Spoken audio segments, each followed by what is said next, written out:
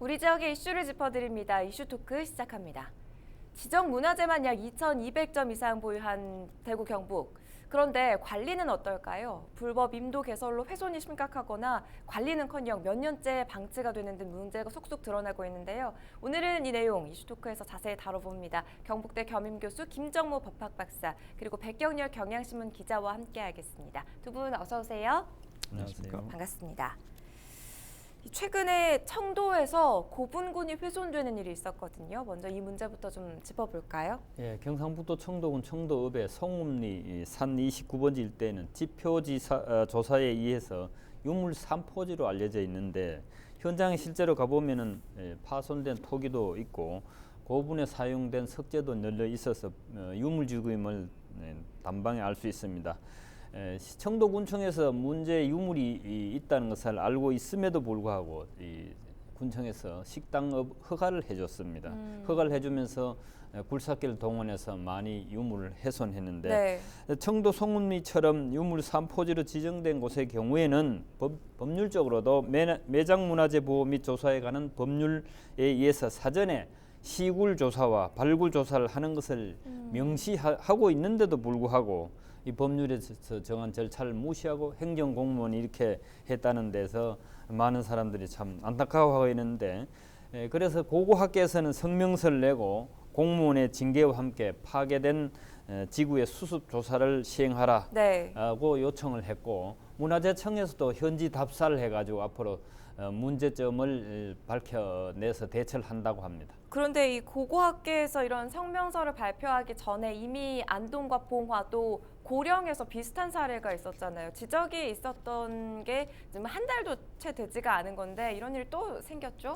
그렇습니다. 그 여러 가지 사례가 과거에 있었는데요. 먼저 그 안동 와룡면과 봉화에 법전면을 잇는 국도 35호선이 있는데 여기 그 국도 공사를 하면서 문화재가 존재한다는 사실을 알았음에도 불구하고 별다른 조치를 취하지 않고 작업이 강행된 일이 있었거든요.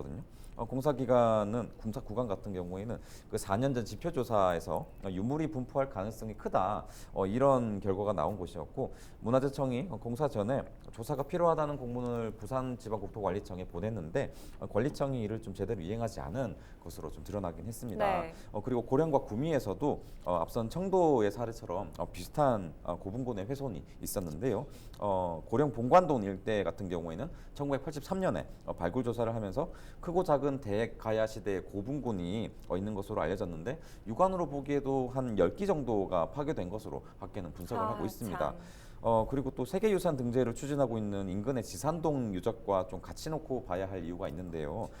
대가야 왕도 세력의 좀 구성 양상을 보여주는 어떤 중요 고분 유적이라는 점에서 이 훼손이 좀 약간 우려스러운 점으로 좀 학계에서는 얘기를 하고 있습니다.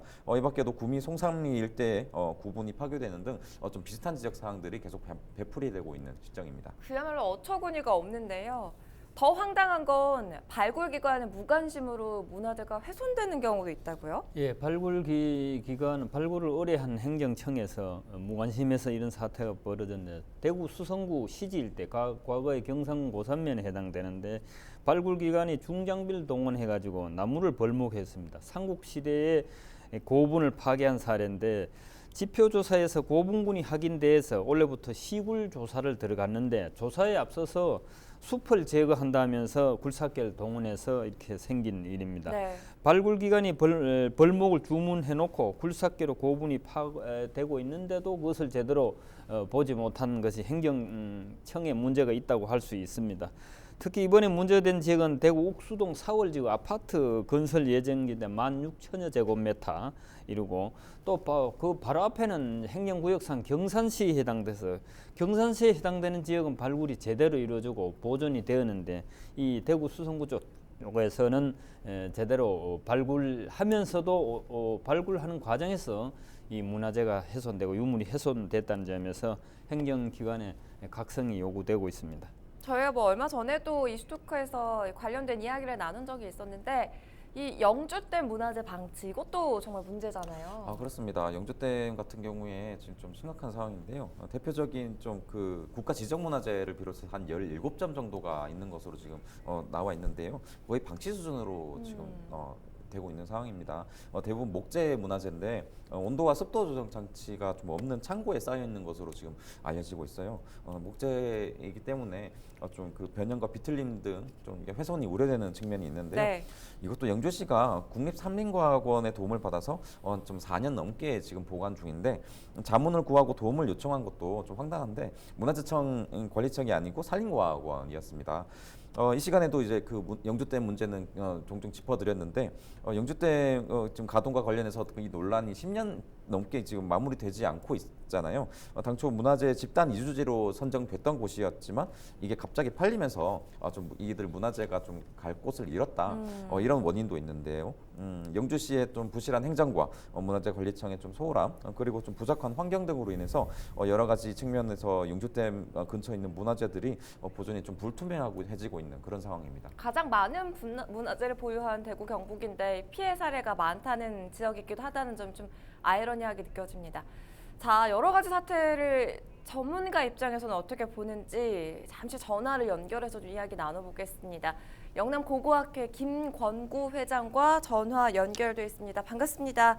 자, 이미 훼손이 좀 많이 되긴 했는데 이거 어떻게 수습을 하면 좋을지 전문가 입장에서 한 말씀 해주시죠. 이 이제 원칙은 이렇습니다. 그 훼손된 데는 빨리 수습 조사를 해야죠. 발굴 조사를. 그래도 원래 있던 건데 원래 남아 있는 거라도 이제 수습 조사를 하고 이 그렇게 훼손한 데는 벌금 물리고 형사 고발도 하고 담당 직원은 이 저기 담당 공무원은 법에 따라 징계를 하고 아니 그 저 국민들한테만 법을 지키라고 하고 저기 공무원들은 그렇게 법을 어기면 그게 뭐 하자는 거냐. 네, 그렇게 하면 네. 안 되죠. 그리고 자기가 좋아하는 법만 지키고 이거 얘기가 안 되잖아요. 자, 앞으로는 이런 훼손이 정말 있어서는 안 될 텐데 그러기 위해서 최소한의 장치는 어떤 게 필요하다고 보십니까? 개발과 문화재 보호 이 저기 조사 이게 조화되게 가자. 환경까지도 이제 그동안 개발 중심으로 일변도로 해서 많은 시행착오를 겪었다면 이제는 업그레이드해서 도약해야 될 거 아니냐. 그 시행착오를 반복하지 말자. 지금 반복되는 게 문화재 파괴 현상으로 나타난다면 그 원인을 찾아서 제도적 보완 그다음에 이 저기 제도적 보완이라 하면은 법률 보완 네. 그다음에 직제 조직 그다음에 시스템으로서 아까 저기 문화재 이 GIS 지리정보 체제 그걸 계속 저기 체계화하고 네. 정보를 최신화한 다음에 개발 이전에 한 번씩 점검하고 필요한 거를 조치를 한 다음에 개발이 진행되게 이렇게 하지 않는다면은 이거 안 되는 거죠. 자, 영남 고고학회 김권구 회장 오늘 말씀 고맙습니다. 계속해서 이야기를 좀 이어가 보자면 사찰이나 고분 같은 건 그래도 그 자리에 있기라도 하는데 솔직히 문화재 도난 이것도 심각한 문제잖아요. 예. 지금 지난해 8월 달에 적발한 것이 망국전도와 숭례문 친필 목판인데 이게 경상북도 안동에 있는 A씨의 집에와 식당에서 발견됐습니다. 그리고 네. 경기도 양평의 비닐하우스 속에서 발견했는데 작년 8월에 발견하고 지금까지 계속 이제 관리하고 복원하면서 최근에 정부에서 발표를 했습니다. 네. 우리 그 당시에 발굴해서 120여 점이 원래 주인의 품으로 돌아가게 됐는데 이게 약 20년 전에 분실했던 겁니다. 서울에서 분실했다고 그랬는데 지금 20년 뒤에 안동에서 개인이 갖고 있고 이 분실된 것부터가 관리가 소홀했다는 걸로 볼 수가 있는 그렇죠. 거잖아요. 그리고 이제 이 안동에서 적발된 이 적발자는 소유자는 지금 이제 문화재로 인해서 처벌받은 전력이 있는 사람이고 지금 문화재가 우리나라에서 이제 국보 보물이 12점이 지금 분실돼서 지금 행방이 묘연하고 있는 것입니다. 네. 이제 망국전도를 이제 찾았다고 했는데 망국전도는 뭐냐 하면 17세기 중반에 경상북도 예천에 있는 함양박 씨의 어떤 선비가 서양 선교사의 망국전도를 보고 필사를 해서 갖고 있었는데 이 망국전도는 우리 한국에서 최고 오래된 세계 지도입니다. 이 귀중한 보물을 분실했는 것도 문제이거니와 그것을 지금까지 20년 동안 찾지 못하다 결국은 이제 건질긴 경찰과 문화재청의 추적으로 찾긴 찾았습니다만은 이 문화재와 대부분이 이제 개인적인 문중이나 개인이 소장하는 경우에는 관리가 굉장히 어렵습니다. 그래서 국가에서 관리하거나 또는 국가의 기증 위탁을 하면 좋은데 아직까지 우리 문화 수준이 이제 개인이나 종중에서 위탁 뭐 국가에 기증하지 않고 개인이 하고 있는데 이래서 이제 자주 분실되는 사태가 나고 있는 겁니다. 개인이 이 문화재 관리를 전문적으로 하긴 사실 쉽지가 않기 때문에 그런 부분에서도 문제가 될 수가 있겠죠. 또 최근 개봉한 영화 나란말싸미라는 영화가 있어서 한글 창제에 대해서 지금 관심이 전국적으로 있는데 훈민정음 해례본 이야기가 또 빠질 수 없잖아요. 그렇습니다. 그 지금 가장 안타까운 지역에서 그 문화재 관련해서 가장 안타까운 이슈라고 볼 수가 있습니다. 훈민정음 해례본 같은 경우에는 세종 당시에 그 한글 창제의 원리를 좀 그 설명해준 해석책 정도로 이해를 하시면 됩니다. 네. 그래서 이제 그 하나만 있는 거 아니고요. 간송 선생이 기증했던 그 해례본 간송본이 지금 국보로 제정돼 있고요. 논란이 되고 있는 해례본 상주본 같은 경우에는 2008년에 첫 공개가 됐는데 지금 10년 넘게 공방을 이어가고 있습니다. 이 얘기 관련해서 역사가 깊은데 간략하게 좀 설명을 해드리자면 그 민사 재판과 형사 재판이 각각 이루어졌어요. 근데 여기서 그 판결이 좀 내용이 달랐거든요. 그렇게 되면서 좀 꼬였 측면이 있는데 소유권 다툼이 생긴 그렇습니다. 이 경우에는 그 베이키 씨라고 지금 상주에서 그 골동품 업자가 있는데 이분이 그 숨졌던 골동품 업자가 있어요. 상주 지역에서 활동했던 조모 씨라는 분이 있는데 2012년 숨지게 되는데요. 이 분하고 민사소송을 벌이게 됩니다. 그 베이키 씨가 나에게서 그 고서적을 사면서 같이 상주본을 그 훔쳐갔다 뭐 이렇게 얘기를 했거든요. 그래서 결국에는 소유권 다툼이 있었고 긴 공방 끝에 대법원에서 조 씨의 것이 맞다라는 판정을 내렸어요. 그래서 소유권이 조 씨한테 넘어갔는데 조 씨가 숨지기 전에 2012년 숨졌다고 말씀을 드렸는데 숨지기 전에 문화재청에 기증하겠다, 국가에 기증하겠다는 의사를 밝히고 숨졌어요. 그래서 지금 소유권 자체는 민사재판에서 국가로 넘어가 있다 이렇게 해석을 하시면 됩니다. 그 베이키 씨는 본인의 소유권을 주장하기 위해서 국가를 상대로 소송을 제기하고 있는 건가요? 그렇습니다. 그 얘기 전에 이 판결 이 민사 재판 이후에 형사 재판이 있어요. 그래서 그 경찰이 검찰에서 그 소유권이 그 조 씨에게 넘어갔기 때문에 조 씨에게 맞다는 걸 났잖아요. 그래서 그 절도 혐의로 해서 기소를 하게 됩니다. 근데 그 형사 재판 결과에서는 역시 1심에서는 이게 훔친 게 맞다라는 절도죄가 인정이 됐는데 2심과 대법원에서는 그렇게 보기에는 공소 사실이 좀 부족하다라는 판결이 나오게 됩니다. 그래서 그 배 씨가 그 소유권은 지금 정리를 하자면 소유권은 지금 조 씨에게서 국가 쪽으로 넘어간 상태인데 네.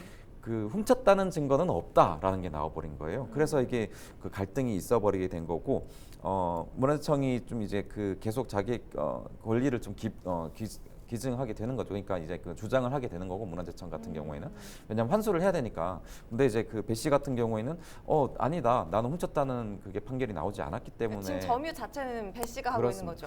그렇게 알려지고 있습니다. 그 지금 실물을 공개한 게 2008년 이후에는 없거든요.